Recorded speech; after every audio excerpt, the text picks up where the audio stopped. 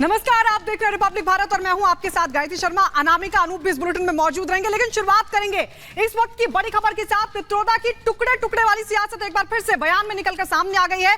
उन्होंने कहा कि पीएम का मंदिर जाना लोकतंत्र के लिए खतरा है। ये सैम पित्रोदा कह रहे हैं। एक बार फिर से उन्होंने राम मंदिर को लेकर विवादित बयान दिया। इससे पहले वो ये कह चुके राम मंदिर असली मुद्दा नहीं है, और अब एक बार फिर से राम मंदिर को लेकर उन्होंने बेतुका बयान दिया। कहा कि आइडिया ऑफ इंडिया को इससे खतरा है। पीएम मोदी लोकतंत्र को चुनौती दे रहे हैं, कह रहे हैं सैम पित्रोदा। इसके अलावा उन्होंने कहा कि पीएम अगर मंदिर जा रहे हैं तो इससे लोकतंत्र को खतरा है। सैम पित्रोदा का ये बेतुका बयान राम मंदिर को लेकर सामने आया, जिसमें सैम पित्रोदा ने पीएम के मंदिर जाने को लेकर सवाल खड़े किए हैं, और वो ये कह रहे हैं कि पीएम के मंदिर जाने से लोकतंत्र को खतरा है। उनका कहना है कि पीएम मोदी लोकतंत्र को चुनौती दे रहे हैं, आइडिया ऑफ इंडिया को इससे खतरा है। आपको याद होगा, इससे पहले भी जब प्राण प्रतिष्ठा होने वाली थी, सैम पित्रोदा का बयान राम मंदिर को लेकर निकलकर सामने आया था, जिसमें उन्होंने कहा था कि राम मंदिर असली मुद्दा नहीं है। इसके अलावा भी कई बातें उन्होंने राम मंदिर को लेकर की थी, और अब एक बार फिर से सैम पित्रोदा के निशाने पर राम मंदिर, जिसमें वो पीएम के राम मंदिर जाने पर सवाल खड़े कर रहे हैं, और ये कह रहे हैं कि पीएम अगर मंदिर जाते हैं तो लोकतंत्र को खतरा है।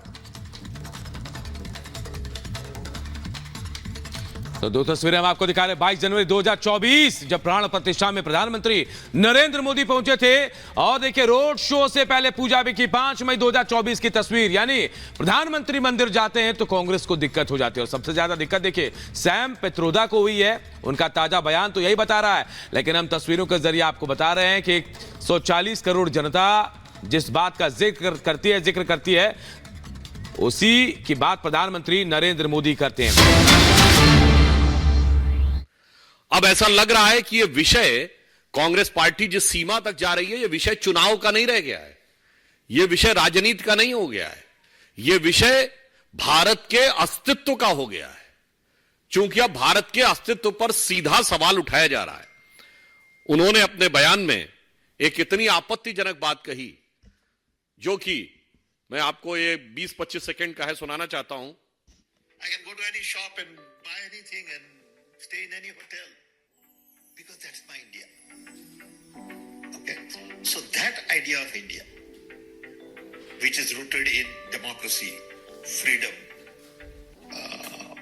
liberty, fraternity, is being challenged by Ram Temple and Ram Navami and Prime Minister going to temple all the time and talking. मतलब वो महोदय ये कह रहे हैं कि भारत की विविधता और लोकतंत्र राम मंदिर, राम नवमी और प्रधानमंत्री जी के मंदिर जाने से चैलेंज हो रही है। मैं पुनः कहना चाहूंगा कि विदेशी मानसिकता के इन सलाहकारों से ओतप्रोत लोग उस विचार को समझ ही नहीं सकते। माननीय प्रधानमंत्री जी ने कहा है कि भारत दुनिया की सबसे बड़ी डेमोक्रेसी नहीं, India is the mother of democracy. कहां ये लोग इसमें पड़े हुए हैं कि सब बाहर वालों ने दिया है। जो सैम पित्रोदा जी का बयान है, यह भारत के उस मूल स्वरूप के प्रति अज्ञानता और अवमानना मींस इग्नोरेंस एंड कंटेम्प्ट दोनों को बताता है। इन्हें पता ही नहीं है कि चोल साम्राज्य में बाकायदा डेमोक्रेटिकली इलेक्टेड ग्राम सभाएं होती थी। भगवान बासवन्ना के अनुभव मंडपम 11वीं-12वीं शताब्दी में ब्रिटेन के मैग्ना कार्टा से बहुत पहले से थे। वैशाली का गणराज्य 2600 साल पहले था, और वेदों के काल में सभा समिति विदत और गण बैठकर कार्य करते थे। और मैं पुनः चुनौती से कहता हूं, भाई अगर आपके दिमाग के ऊपर विदेशी पर्दा है तो हटाइए। सिर्फ भारत में प्राचीन काल में शास्त्रार्थ होता था, धर्म में भी डेमोक्रेसी थी जो दुनिया में कहीं नहीं थी। परंतु क्या बताया जाए, इनको भारत के बारे में समझ ही नहीं है। जिस संस्कृति के बारे में कह रहे हैं कि उसकी वजह से आइडिया ऑफ इंडिया और डेमोक्रेसी कमजोर हुआ, वही हमारी डेमोक्रेसी और विविधता का आधार है।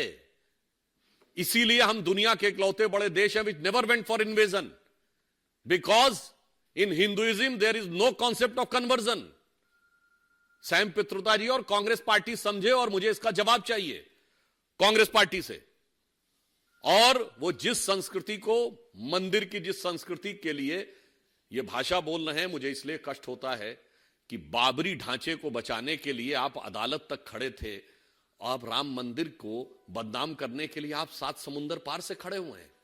मुझे लगता है यह बहुत आपत्तिजनक है, और वो संस्कृति यदि उन्हें न समझ में आती हो तो मैं श्रद्धेय अटल बिहारी वाजपेयी जी की कविता की वो पंक्ति दोबारा उनको बता देना चाहता हूं, जो उनकी प्रसिद्ध कविता थी, हिंदू तन मन हिंदू जीवन रग रग हिंदू मेरा परिचय।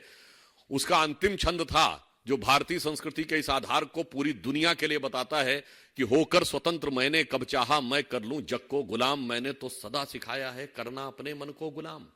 गोपाल राम के नामों पर कब मैंने अत्याचार किया, कब दुनिया को हिंदू करने घर घर में नरसंहार किया। कोई बतलाए काबुल में जाकर कितनी मस्जिद तोड़ी, भूभाग नहीं शत शत मानव के हृदय जीतने का। ये थर्ड प्लेयर को कंफ्यूजन होते तो सलाह लेते हैं। ये शहजादे के फिलोसोफर एंड गाइड अंकल ने बड़ा रहस्य खोला है। उसने कहा है कि जिनका चमड़ी का रंग काला होता है ये सब अफ्रीका के हैं। मतलब आप सबको, मेरे देश के अनेक लोगों को चमड़ी के रंग के आधार पर उन्होंने इतनी बड़ी गाली दे दी। तब जाकर के मुझे समझ आया कि चमड़ी का रंग देख करके उन्होंने मान लिया कि द्रौपदी मुर्मू भी अफ्रीकन है और इसलिए उनकी चमड़ी का रंग काला है तो उनको हराना चाहिए। ये सोच आज पहली बार मुझे तो पता चला कि ये दिमाग कहां काम कर रहा है इनका, ये देश को कहां ले जाएंगे। अरे चमड़ी का रंग कोई भी हो, हम तो श्री कृष्ण की पूजा करने वाले लोग हैं, जिसकी चमड़ी का रंग यहां हम सब जैसा रंग था। మిత్రులారా, నేను చాలా ఆలోచించాను. ద్రౌపది ముర్ము గారిని ఇంత సుప్రతిష్ఠితమైనటువంటి ఆదివాసీ సముదాయానికి చెందినటువంటి ద్రౌపది ముర్ము గారిని కాంగ్రెస్ పార్టీ ఇంత తీవ్రంగా ఎందుకు వ్యతిరేకించింది? మొత్తము ఆదివాసీ సముదాయపు వ్యతిరేకత వచ్చినా కూడా లెక్క చేయకుండా ఆమెను ఎందుకు వ్యతిరేకించింది? तो देखिए, सैम पित्रोदा के बयान पर अब प्रधानमंत्री ने भी निशाना साधा और कहा कि सैम पित्रोदा ने जो किया, कैसे वो नस्ल के आधार पर जो रंग है शरीर का उसके आधार पर बांट रहे हैं। और कहीं ना कहीं प्रधानमंत्री ने राष्ट्रपति से भी जोड़कर बताया कि कैसे हराना है। अगर उनका रंग दूसरा है तो मतलब वो अफ्रीका से जुड़े हैं। सैम पित्रोदा के बयान के बाद सियासत हो रही है, देखिए गरमा गई है, और उनके इस बयान के बाद अब तमाम बीजेपी नेता निशाना साध रहे। खुद प्रधानमंत्री इस वक्त तेलंगाना के दौरे पर हैं और वहां से खोलकर सैम पित्रोदा के इस बयान पर कांग्रेस की मंशा बता रहे हैं कि आखिर कांग्रेस क्या चाहती है, कैसे वर्णों के आधार पर, शरीर के रंग के आधार पर लोगों को बांटने की कोशिश कर रहे हैं। ये टुकड़े टुकड़े की बोली है। ये तमाम बातें प्रधानमंत्री खुद आज जब भाषण दे रहे हैं तेलंगाना में, वहां इस बात का जिक्र करते नजर आ रहे हैं। सैम पित्रोदा राहुल गांधी के, सोनिया गांधी के सलाहकार और अक्सर विवादों में रहते हैं अपने बयान। మెదడు ఎక్కడిది, ఈ ఆలోచన ఎక్కడిది అన్నది మనం అర్థం చేసుకోవాలి. చర్మపు రంగు నల్లగా ఈ దేశంలో చాలా మందికి ఉంటుంది. భగవాన్ శ్రీకృష్ణుడి చర్మపు రంగు కూడా నీలం రంగులో, నల్ల రంగులో, మనందరి రంగులో ఉంటుందని గమనించాలి. साथियों, मैं एक गंभीर सवाल आज आपको पूछना चाहता हूं। मैं पहले चाहूंगा कि तेलुगु में उसका अनुवाद हो ताकि मेरा सवाल मैं सही तरीके से आपको पूछ सकूं। మిత్రులారా, నేను ఇప్పుడు ఒక ముఖ్యమైన ప్రశ్న మిమ్మల్ని అడగబోతున్నాను. దీన్ని తెలుగు तो प्रधानमंत्री नरेंद्र मोदी सैम पित्रोदा के बयान पर सीधा कांग्रेस पर निशाना साध रहे हैं, कई सवाल पूछ रहे हैं, क्योंकि आपको याद होगा द्रौपदी मुर्मू जब उन्हें राष्ट्रपति पद का उम्मीदवार घोषित किया गया था, उसको मैं बोलने के बाद मुझे जवाब देना। क्या हमारे देश में ये शहजादे, मैं बहुत गुस्से में हूं आज दोस्तों, मुझे कोई गाली दे मुझे गुस्सा नहीं आता है,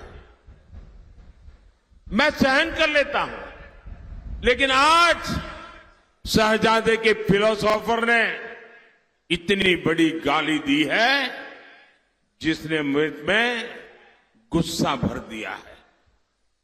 कोई मुझे बताइए, क्या मेरे देश में चमड़ी के रंग के आधार पर लोगों की योग्यता तय होगी? क्या चमड़ी के रंग का खेल शहजादे को किसने इजाजत दी है? संविधान सर पे लेकर के नाचने वाले लोग चमड़ी के रंग के आधार पर मेरे देशवासियों का अपमान कर रहे हैं। మిత్రులారా, ప్రశ్నను తెలుగులో వివరిస్తాను. మన దేశంలో